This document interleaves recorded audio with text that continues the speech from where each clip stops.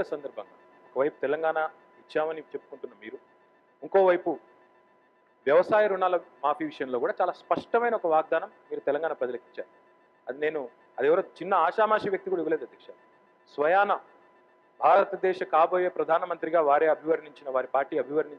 వారి పార్టీ ఉపాధ్యక్షులు రాహుల్ గాంధీ గారు తెలంగాణలో ఎన్నికల ప్రచార సందర్భంగా ఇదే ఇప్పుడు వారు చెప్పినవన్నీ చెబుతూ, మేము ఇంత గొప్పగా రుణమాఫీ చేశామని చెబుతూ, మళ్ళీ మాకు తెలంగాణలో అధికారాన్ని ఇస్తే టీఆర్ఎస్ ₹1,00,000 మాత్రమే అంటోంది, మేము 2 లక్షలు చేస్తామని బల్లగుద్ది మరి రాహుల్ గాంధీ గారు చెప్పారు అధ్యక్ష. మరి చాలా చోట్ల ప్రచారంలో కూడా చెప్పారు అధ్యక్ష.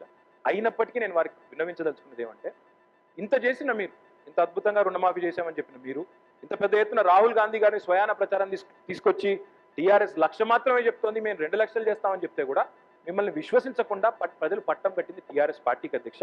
ఆ విశ్వాసాన్ని నిలబెట్టుకుంటూ ఈ రోజు 4,250 కోట్ల రూపాయలు విడుదల చేసిన విషయాన్ని వారికి గుర్తు చేస్తా ఉన్నా.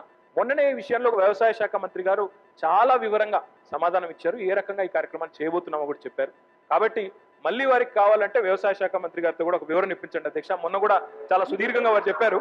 కాబట్టి మళ్ళీ కావాలంటే కూడా వారు చెప్తే బాగుంటుంది అధ్యక్ష. మాట తప్పితే మెడకాయ మీద తలకాయ ఉండదు. మాట తప్పితే మెడకాయ మీద తలకాయ ఉండదు.